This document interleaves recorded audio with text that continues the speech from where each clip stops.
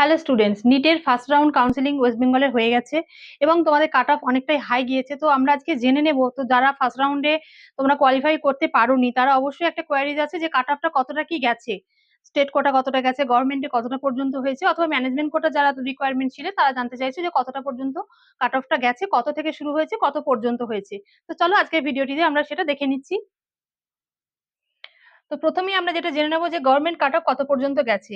তোমরা প্রথমে জেনে নাও যে আমাদের গভর্নমেন্টের জেনারেল ক্যাটাগরি তোমার গেছে, শুরু হয়েছে কিন্তু ওপেনিং হচ্ছে 618 এবং ওপেনিং র্যাঙ্ক হচ্ছে তোমার কিন্তু 529 এবং ক্লোজিং তোমার স্কোর হচ্ছে 510 এবং ক্লোজিং র্যাঙ্ক হচ্ছে 41522।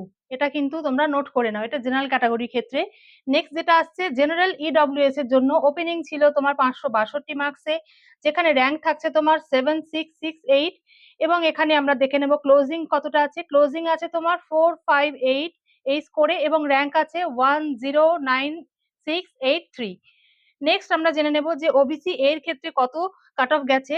ওবিসি এর ক্ষেত্রে তোমার গেছে 567 এই স্কোরেতে এবং র্যাঙ্ক আছে 5712 এবং ক্লোজিং তোমার স্কোর আছে 503 এবং ক্লোজিং র্যাঙ্ক আছে তোমার 48942। নেক্সট জেনে নেবো ওবিসি বি এর ক্ষেত্রে কি আছে কাট অফ। ওবিসি বি এর ক্ষেত্রে আছে 568, অর্থাৎ অর্থাৎ এ এবং বি এর মধ্যে 1 নাম্বারের মাত্র গ্যাপিং আছে এবং এখানে র্যাঙ্ক আছে তোমার ওবিসি বি এর ক্ষেত্রে 5880 এবং ক্লোজিং আছে তোমার 506 এবং ক্লোজিং র্যাঙ্ক আছে 45712।